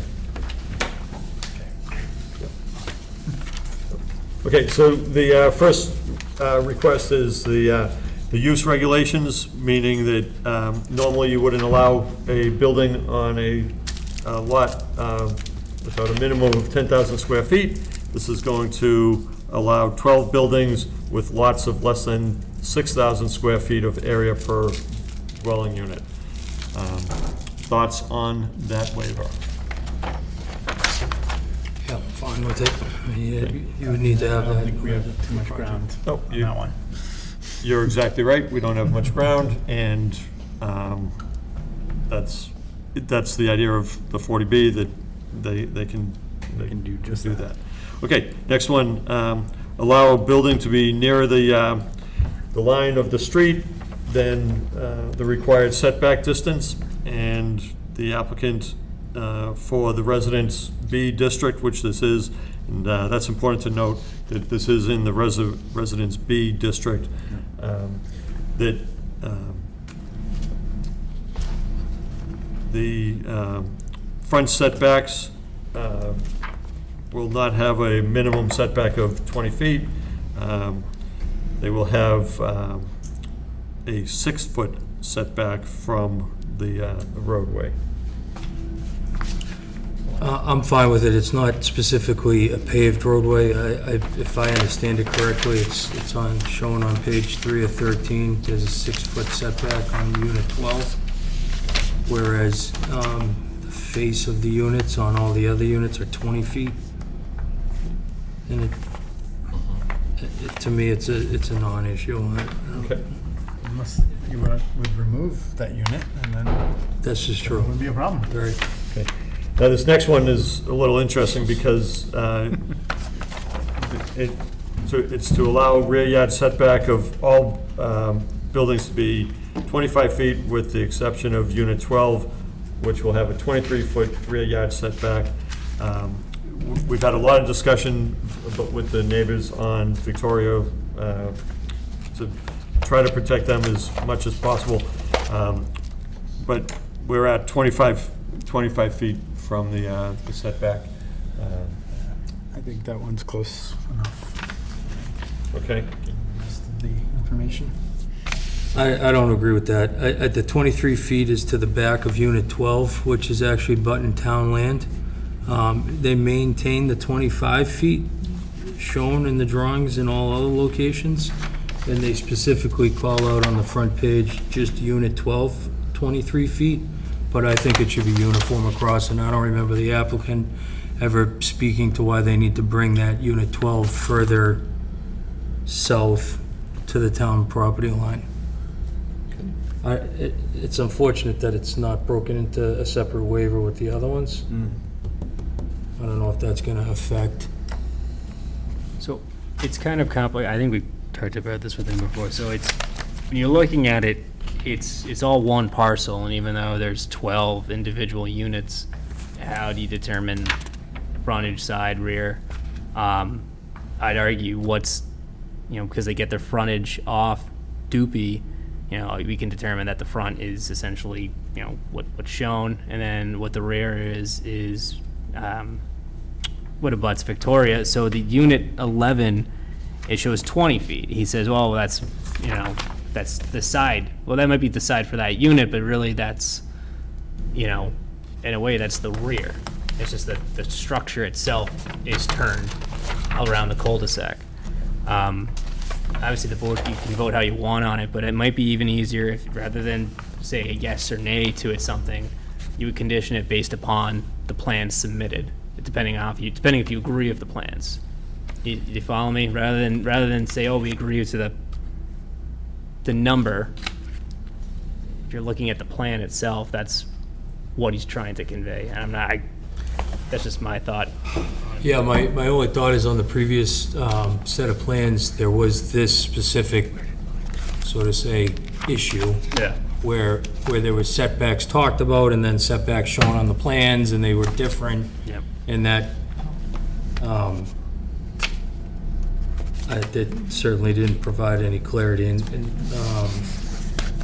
But I do agree with what you're saying. The 20 foot on the side here kind of contradicts the 25 on the rest of the buildings within that same, call it, boundary line, property line. It's kind of he kind of glossed over it, because really, I don't think these dimensions have changed so much on those two cul-de-sac units. It's just that we're always looking at the back behind Victoria, not the other one. The ones on the cul-de-sac, which are kind of, they're not clean, hey, it's a 25-foot rear setback when it's, he says that's 20 for number 11. I would say that's really the rear, not the side. Just to get the driveway length. Yeah.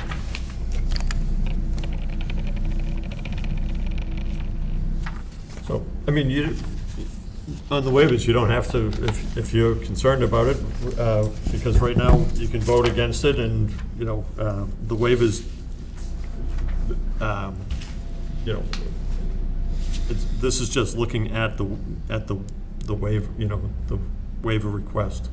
So, doesn't mean that we can have a 4-1 vote on that if that, and we've had that before on other projects. Yeah, I guess, there's not even if Unit 12, it's not even requesting that rear yard setback, it's the Unit 11, like you say, which is the side yard. But I don't see any reason that you need to have 23 feet here in that waiver. Requesting it, he doesn't get it, and then if he needs it, he has to come back. We just say in the waiver, allow rear yard setback for all buildings to be 25 feet except unit 12, which will have a 23-foot rear yard setback. That's what I'm talking about. Yeah. And if you look at unit 12, it's the backside that's abutting the town of Walpole land. Yep. Which I would say there was no discussion had on why the applicant needed to push that to 23 feet.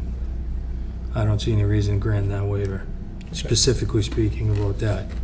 But I would agree with Patrick's other comment that unit 11, it's not addressed that that building is within 20 feet of that Yeah. property line. I don't know. Just because he's calling that the side, but I think it becomes problematic when it's not, it's not individual lots, it's all one lot. 1.5 feet apart, Yeah, but, those two buildings. right, but again, that's meeting the, I know, I mean, it's just a broader comment. yeah.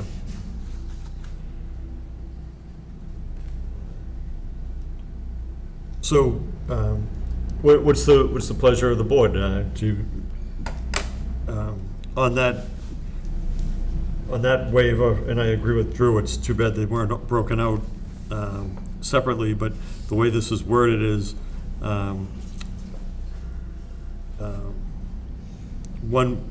the waiver requested is to allow 25-foot setback except unit 12. And you're opposed to that, Drew? And that's okay? I am, yeah. Okay, okay. Other board members?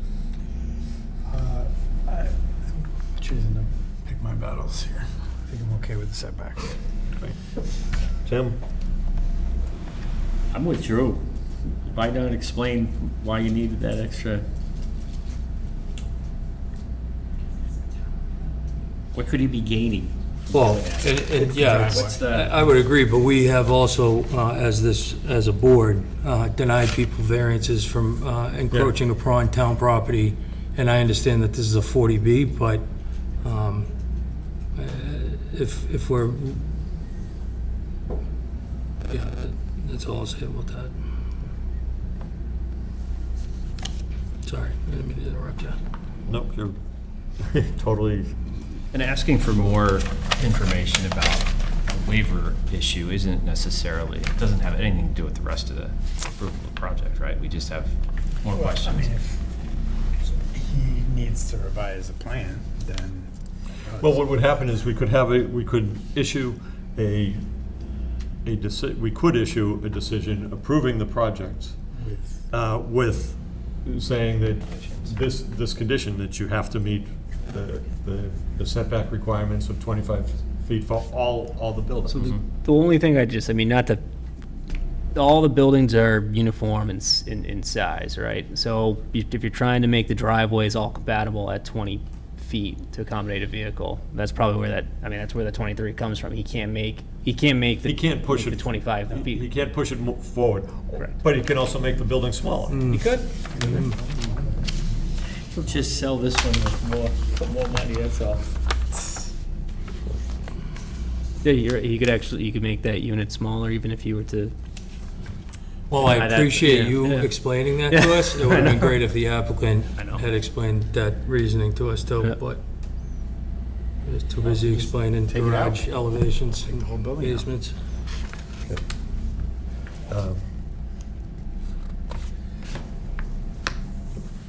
What do you think, Shane? I don't disagree with Drew.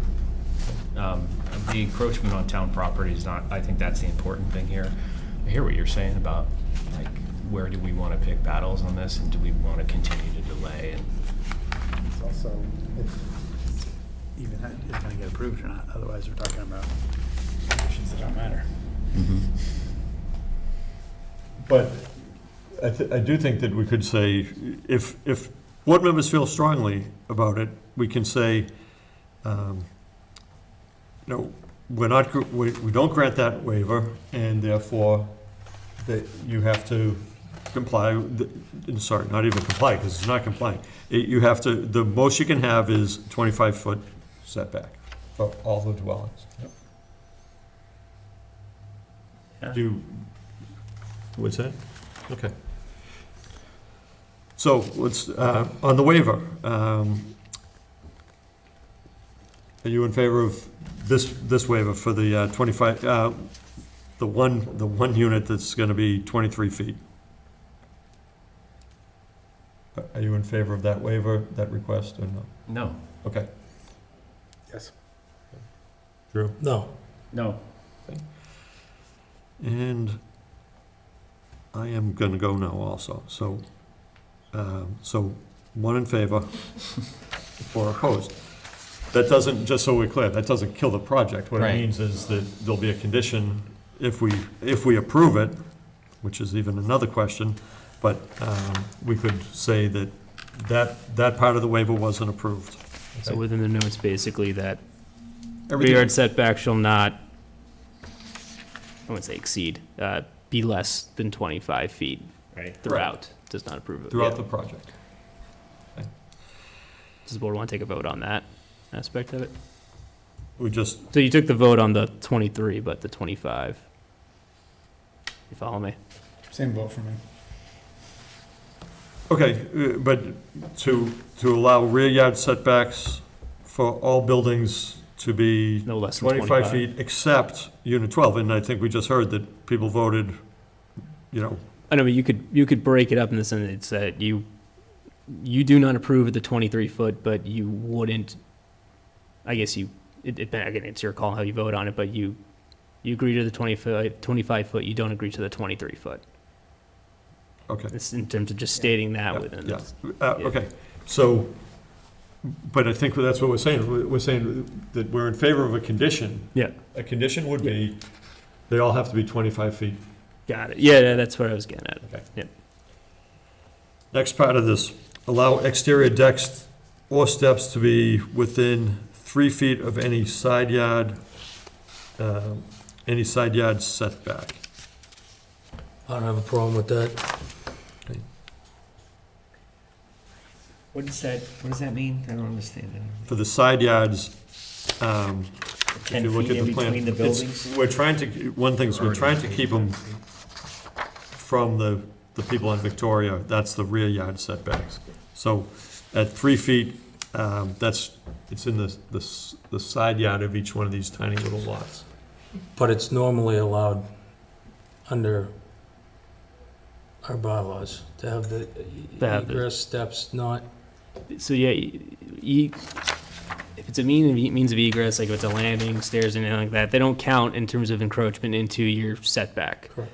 I don't so know why he says side yard, other than maybe between the buildings. Yeah, and he's talking about exterior decks, so it's not just the steps, because it says exterior decks or steps. So Yeah. what he's saying is he wants to go into the side yards, but not the rear, I keep coming back, it's not the rear yards that he's going into. apologies, I read it as steps and the decks is probably game. I don't think it's a problem. I'm gonna say I'm okay with it.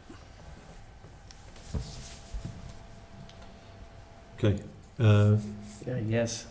I don't see on the plans that it's sticking out beyond the house though, right? right, again, it's only the side yard, that's what we're talking about, side yards, not the rear yard setback. So it's in between the. Yes, that in between the 10 two feet. tight, in between the two tight buildings, he can do something over there. Okay. Okay, I'm good with it. Is everybody good with that one? Okay, number of buildings per lot, allow 12 principal buildings to be constructed on one lot without a special permit. That's what this whole project is based on. Board members, are you good with that? Yeah. No. You're not good with it? Nope, I think it's too small a street for 12 buildings. Okay. One other comment on this. I don't even really think that is applicable, because it's 6C4 has to do specifically within the general residence. This isn't general residence. This is B. Yeah. I mean, you could take a vote on however you want, I would imagine just in general, So you're saying he doesn't need that special permit? yeah, it's already non-conforming to the zoning because you can't have this type of development within the RB, but that section of zoning is specific only for having multiple dwellings within a parcel within the general residence district. It's not GR, so it's kind of, Okay, so 6C4 is general residence only? yeah, I mean, I'll take a double look again, but that's usually how we've dealt with that. It's the only residential zoning district that allows for that use. Okay, so what we're saying is, even though we requested the waiver, we're gonna say that waiver doesn't apply? That's my opinion, but I don't think it really matters which way you vote on it. You could say it doesn't apply and it's allowed, or you could vote yes, because that's the subject matter of what the application is, but it's one of those things where that section of zoning. But if we vote no, doesn't that kill the project right now in the waiver process? No, it doesn't kill it. What it means is we could condition it. Less than Yeah. 12. Yeah. Well, I guess my comment is I don't think it's applicable as much as it's not. What does 6C4 say? So 64 is number of buildings per lot. So just to read, so except where specifically provided elsewhere in all residential zoning districts, not more than one principal building constructed as a dwelling or so used shall be located on each lot. However, in the general residence district, the Board of Appeals may, by special permit, allow more than one principal building on a lot where the applicant has also shown that the design and placement of the buildings will be in harmony with the general character of the neighborhood, streetscapes, driveways, buildings, placements, yada, yada, yada. Okay, so the first part, what you read is, it's not allowed in any of the zoning districts, right? Except general residence. Except general residence. Correct. So he does need a waiver for this, right? Right. That's how I would interpret it. All right. Meaning, the only district that this is allowed in the bylaws is general residence. And if so, it has to meet. So yeah, you're right. Okay. All the other ones, it's not allowed. That's why he's asking for the waiver, and he's asking to be allowed to build 12 residences on one single lot. And it doesn't talk about the size of the lot or anything like that. Got it. Okay. So he does need the waiver on this. So, you know, we all agree that there's too much on there. That's not. I guess to me, that's where I'm not the thinking, issue. the size of it. I guess that's where my thought is, the size isn't applicable for 12. But you're right, it's, in general, it's not allowed within the district. Correct. Because the size would be basically 10,000 square feet per each unit. Right. Correct. Yeah. But that's the whole idea of 40B, that you can Yes. build at a higher density, and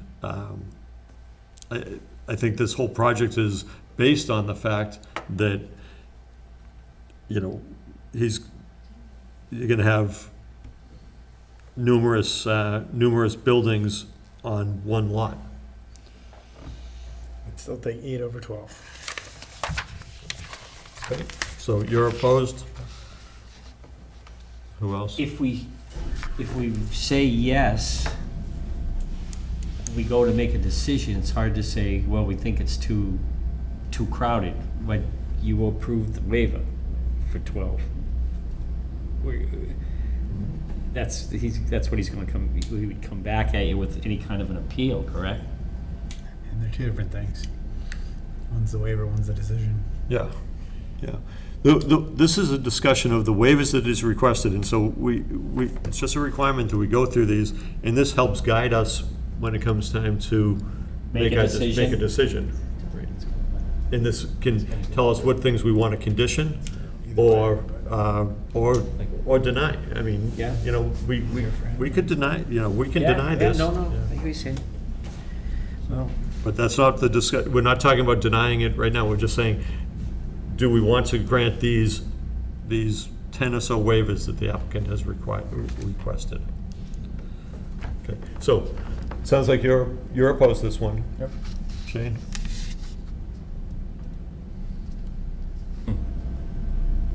We can come back to you if you. Yeah. Come back to me first. Yeah, I'm not opposed to it. I think it's not,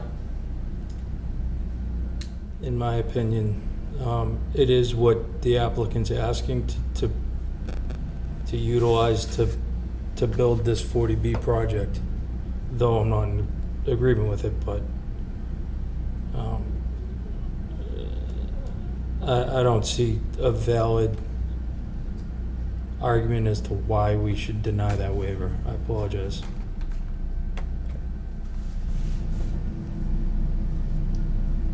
I think it's too crowded. Okay. So you'd be opposed to 12 units on this lot? Okay. I'll say, I think it's based on, the 40B is based on multiple units on one lot. It's necessary for him to do this project. I don't like it necessarily, but Yeah, I it's think I'm with you, necessary. John. I think ultimately, this is the reason for declining that or denying that. I don't know that, good, like, there is a good argument, right? In the long run, what's gonna happen with this project? But, yeah, but the question is, does he need a waiver from this bylaw to be able to build the affordable housing? And I think, at least to me, that this whole project is based on the fact that he's going to be stuffing a whole lot on one lot. And again, doesn't say that I agree with it, but the waiver is necessary for him to do that. Okay, so that's my take. You're still opposed, and that's fine if you're opposed. I'm going to stay opposed. Okay. You in favor of it? Yes. Okay, I'm in favor of it. I'm in favor of it, sorry. Against? Okay. So that's 3 and 2. Okay. Moving on, minimum 30-foot setback from any building to an adjacent property line, allow 10-foot setbacks for any building to an adjacent property line. I take back my previous statement. This is what's not applicable, because this isn't actually in the zoning bylaws. 64A3 doesn't exist. I've had this conversation with Lou in the past. I don't know where he's getting this Even from. better, we can just deny it and move right You on. to deny the it. next. Perfect. But I'm gonna say, if you look at the May 24, there's no 6C4A3, 4 or 6. It's only 6C4A and B. So He's looking at another He's town. looking at 2030. yeah, exactly. Yeah, right. He's thinking he's in the future. I don't know. Okay, so I'm just writing not a zoning board bylaw. Yeah. Okay, next one. Buildings shall be a minimum of 30 feet apart, and this is the request, the waiver request is to allow buildings to be 10 feet apart. And 10 feet apart does meet the, I know it's the fire code for the state. It's the same. It's the same thing. I don't know if you're zoning in front of you, but you don't have those 3 within the current zoning, so I'm not sure where he's getting. Is it from the old zoning? I don't even know. I don't think so. I was going to say, because actually, buildings 11 Right. and 12 are I'd not almost be 10 feet, inclined they're to, 8.5 feet. I'd almost be or- inclined to so approve that one.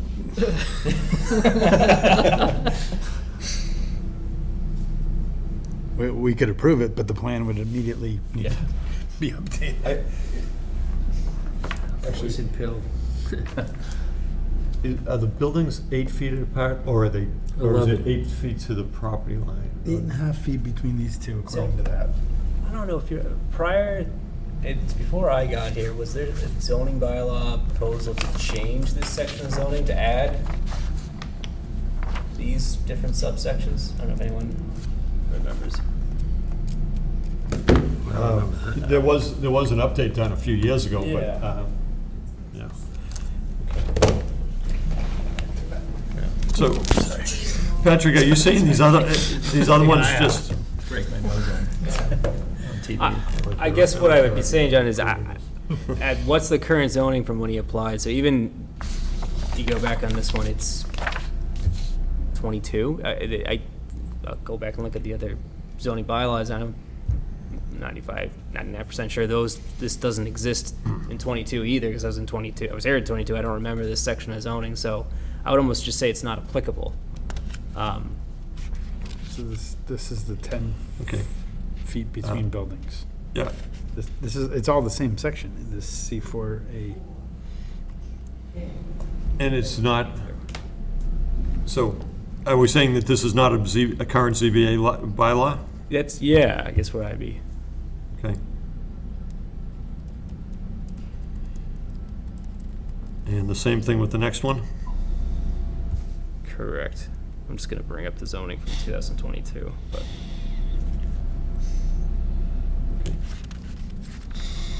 So I'm just noting that's not a ZBA bylaw. And then finally, you request building permit fees, request a waiver for building permit fees. We have never done this on other projects, and he's asking for it for the entire project, so I'm not in favor of that one. This is chewing up. Anybody else? A lot of town resources. Okay. So 5, that is a 0-5. And then Board of Appeals Comprehensive Permit Regulations, he's actually already paid the base fee of $5,000, but I'm not in favor of waivering that. Is anybody in favor of waivering that one? Okay, so that's 0-5. Okay. So that gives us an idea where we are. If we wanted to approve it, we might want to condition a few of the things, such as the 25-foot setbacks, and it seems like people have a problem with the number of buildings per lot, and that can be a discussion that we can have in deliberation. Patrick, well, let me just, we are in public session, so let's just discuss this. As we know, and I've made this very clear, this board did not approve this project because we had concerns about safety, and basically vehicles turning out of this project will go over the double yellow line on Route 27. That was a deal stopper for me. The state said that they weren't concerned about that. They said that they were going to approve this project. They approved it, sent it back to the board. To board members, how do you feel? If this comes to a vote, would you vote to approve with the current plan that we have that shows the landscaping and the setbacks, and we could condition some of the other things? Or would you still say, unsafe, it was unsafe then and it's unsafe now with 12 units? What's the thought of the board? Because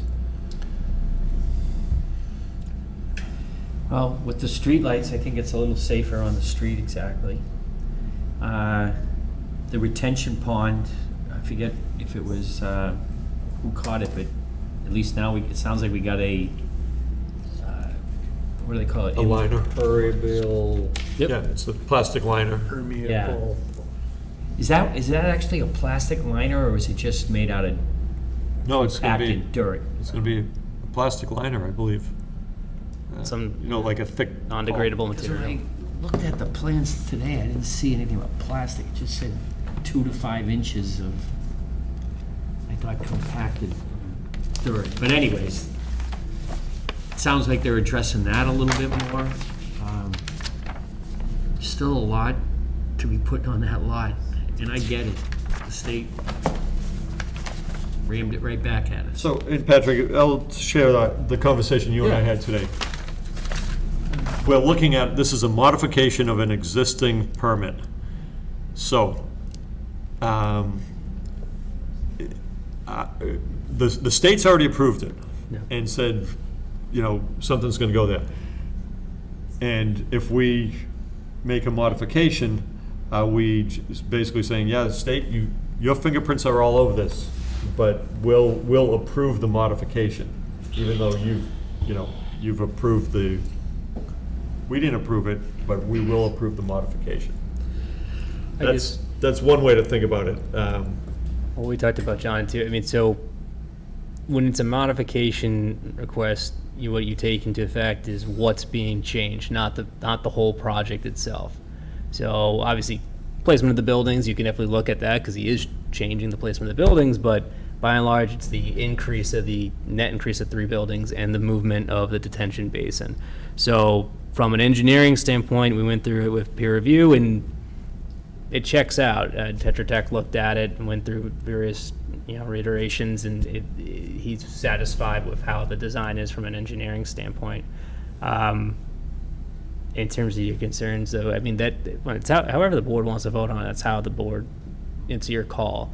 I would just say that it's a little different than you taking a first look at it, because the reasons for denial, you can't say, well, it's, you can say it, but I mean, we all know how the answer is going to come from HAC. You can't say it's still not safe. They're going to say, well, that's not a reasonable thing for denial, because that's not what the proposed modification is. The state's already determined that it meets state standards for an intersection, or minimum standards, or whatever they want to say. No, it doesn't. So, It yeah. doesn't meet state, that's not true. No. It does not meet the minimum standards, because the fire truck cannot turn without going over the double yellow line. We would never, nobody would ever approve this if it wasn't an affordable project.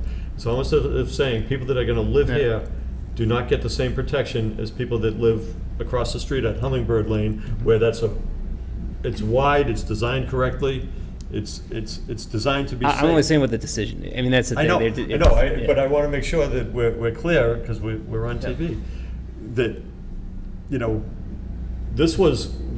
it's been shown that this does not meet the same safety requirements as any other development, but the state has said that you have to approve this, or not in this case, they said, we're going to approve it, so.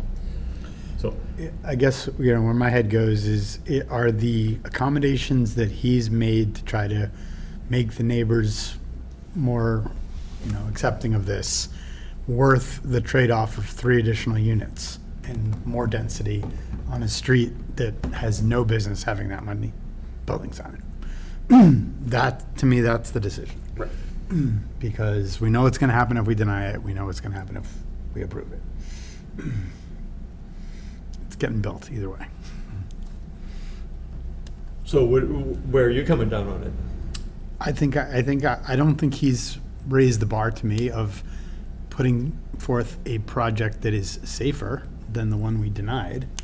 And so therefore, I'm still in the same camp of, this is not a safe project that I don't want to have my yay vote on. And then have something happen because there's no sidewalks, or there's, you know, a bad storm or something else, and it causes all sorts of problems on that street. Because it wasn't built the way it should have.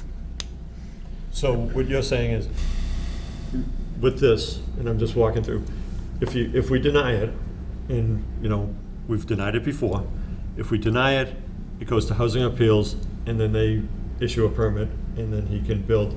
And unfortunately, some of the protections that the neighbors were getting might not be there. He can pull those. Well, what they're gonna do is they're gonna just issue a permit saying you have the right to build 12 units on this property. Gotcha. Patrick, do you agree with my statement? Yeah, I mean, so what HAC approved was essentially the last plan that this board looked at. But I know when we've talked to George before, is that usually when you go to HAC, everything's out the window. They're looking at it basically, you know, what was the Pell, what does the applicant put forward now? So like something like the architectural rendering. So is it a better rendering now than what was before? I mean, you can make the argument it's a little bit better because the roof line is a lot lower, so you don't have that additional story looking into Victoria Circle. So when HAC looks at it, do they factor that last submitted architectural rendering as the plan of record, or does the applicant go back and be like, oh no, I want this to be the plan of record? I can't answer that because I haven't been part of that. The only situation I've been part of is they took the last plan of record. But I just know when we've had town council in before, he's always warned, you can't guarantee that. What was the rear setback on the original plan? Was it Take a look. 20? 20 with the Decks decks. Sorry. Decks were a problem. It was 20, and then the deck went into it? No, I think it might have been 25, but the deck was Into that 25, yeah. where it's not now. Right. I mean, we're talking, we're fighting over 5 feet of, you know, this is minutia compared to what's being built there, you know, 12 units on like 2 acres. Okay, but So it sounds like, Mark, you're not in favor of this at any point, okay? What's your thoughts, Shane? Can he make more accommodations? Can we push him to do more? So we can condition it, but again, if we condition it too much, he might appeal. Yeah, I think that's where my head goes. But if you deny, he appeals. Yeah. So I guess to Shane's point, if you felt like there was a condition to improve the project, that's the board's prerogative, and if he wants to This is appeal kind that, of that's. The waiver conversations, right? Of what waivers are we willing to give and which ones are we not? Because Yeah. that becomes the conditions, right? Exactly. The waivers lead us to say, okay, are these conditions that we want to? But we're not voting on conditions tonight. No, we're not gonna vote on anything tonight. I'm trying to get a feel, where are we? Where we're going? Are we gonna put together a great decision and then have people say, it's unsafe at any speed, you know? And that's what you're saying, right? I would say so. I mean, I think I'd entertain something with less units. Which I don't, But I think that's the same place as the denial, Yeah, to be honest. But well, it's an approval, but it'll be, I don't know what he, Yeah, I don't know what he did. It's one of those, Okay. I'm not telling you where to put it, but you can't have more than this many. Okay. One of the things. Okay, go I mean, ahead. They did that with South Walpole, right, where it's like 4 stories. Right, we're conditioning no more than 4 stories, which by design then forced a number of units. Right, and we all know how that worked out because Just saying. the applicant, appealed it and we weren't gonna win on that. And so, Well, I mean, a similar thing would be, tighten up the setbacks. That would knock out a couple units that can't be built with those setbacks. Similar. What's your thought on this thing? Are you in favor of approving it with conditions or going to possible denial? Either of them, really. I mean, I'm fine with trying to condition it to benefit us, but I think the applicant's gonna appeal. And I would just, for those of you who don't remember, I remember reading the appeal letter to the HAC, and there was a lot of unfairism used against this board, and I would just make sure that our decision is solidified and reasons are content. I don't think that an additional 5,000 square feet enables this project to be safer by adding 4 units, I guess is the way I feel currently. Okay. But at the end of the day, are you leaning towards, well, I guess we'd have to have a decision to decide. I think we're gonna need to have a draft decision and, Is there anything in terms of conditions, though, that you could discuss Yeah. tonight in terms of yeah, I think hypotheticals? as we look at the waivers, one of the conditions would be, nothing with a rear setback of more than 25 feet. And it seems like some board members have a concern about the number of units. It's 3-2 on the number of, to allow 12 principal buildings, Of the made-up bylaw. So, I will say, for a 40B, it's got to be multiples of 4. So, 12 units, I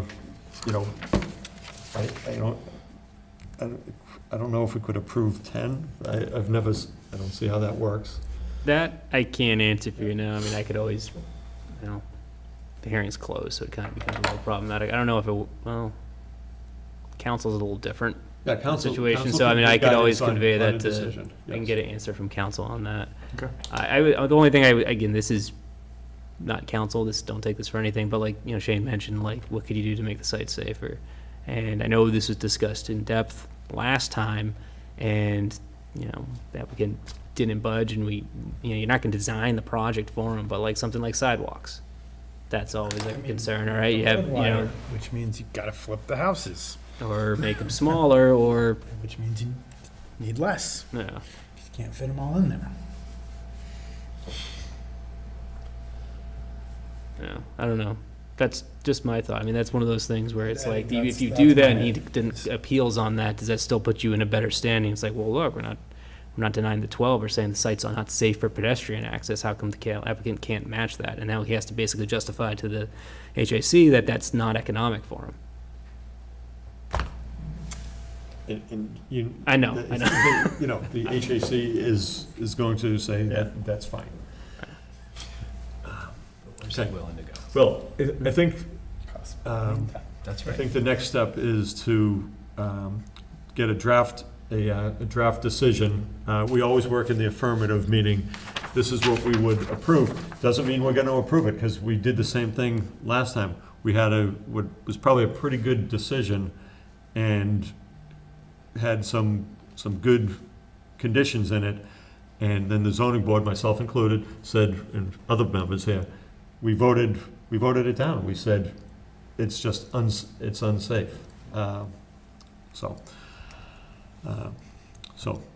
I think we need to, for our next meeting, have a draft decision, and it's only a draft decision for the modification, which Yeah. we've discussed. And I can talk to you about that. Yeah, and I'll talk to town council as well, just to get, again, maybe another statement on whether or not, we always see that, indivisibles of 4, but if there's I think it said it's 10. If you made a condition like that, is that unreasonable, or is that just something that?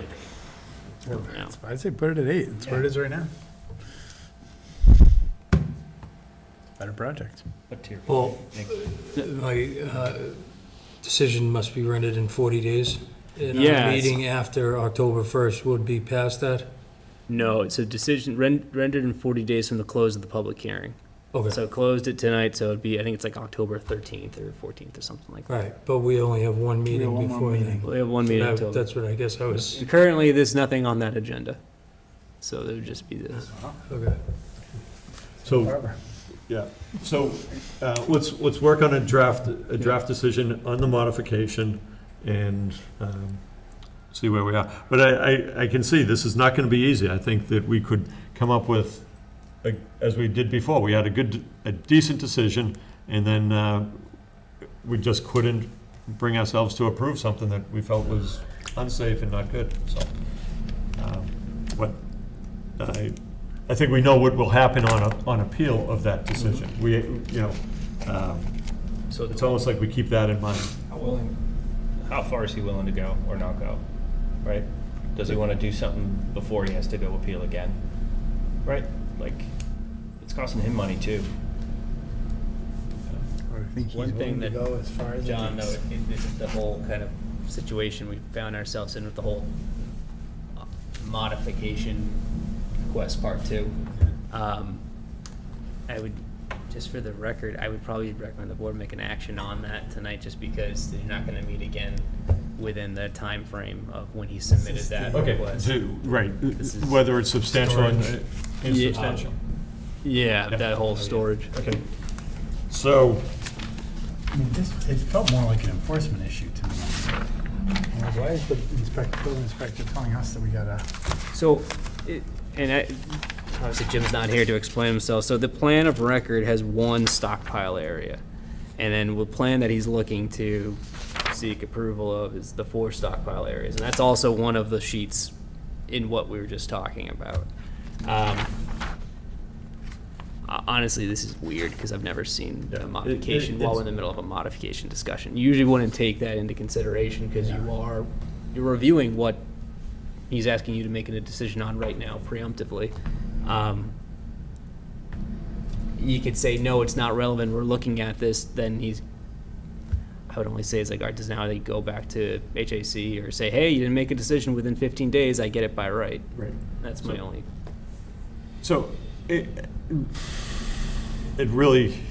would be laughed at, I hate to say, if we said it was a substantial modification. It's gonna be looked at as, these are dirt piles. Now, we know there's other things going on as far as activities at the site, but at the same time, it really what it comes down to is these are, he had one pile of dirt, now he's showing four piles, 3 additional, piles. But it has to do with an enforcement issue, but for me, it's pretty clear that it's a minor modification. It would be, I hate to say, it would almost be laughable. I don't think you could stand on saying it's a major modification. So the only thing, and this is again not to make more headaches for you. The only other thing I think if you say it's a minor modification, which I agree, you need to sit here to change to a what is a staging plan. Do you condition that material brought on site needs to be utilized on site? Is that in the staging? That's in the staging plan? Well, only because the issue seems to be he's bringing trucks in, bringing trucks out. Are we allowed to condition a? We've done that before for approval. I mean, yes that was for vote on Moose a Hill. Minor modification? I mean, No. Moose Hill, no. You're right. It has to do with the, you know what? The hearing's closed, right? So, it's a minor modification. Let's vote, let's stay with our lane. The question is it a major, a substantial, or a insubstantial modification? So, does somebody want to make a motion to find this as a insubstantial modification? So moved. Moved. Second. Okay. Discussion, yeah. The reference is for the drawings that are current. However, the other reference is for the previously approved application. Yes. Okay, so that's not contradicting itself? Saying, well, I have an approved plan, but I'm showing it to you on my new application plan? Well, I believe it's very contradicting and confusing. So Just what the checking. plan of record is the one that shows the one stockpile area. That's the 2 paper, I get you. Yeah, Okay. and so that's his only approved plan of record. Got it. But, Yep. you're looking at a plan that's multiple stockpile areas, and he seems to want to jump the gun to Yep. make that change now. We can condition it on the new set of plans, Yeah. potentially. Correct. If need be. I'm fine with, sorry, continue the vote. No, that's Yep. good. So if we wanted to say we could, a condition, if we decide to, in the draft that you'll work on, would be material cannot be moved on and off site. However you, Material brought on site shall be utilized on site, yeah.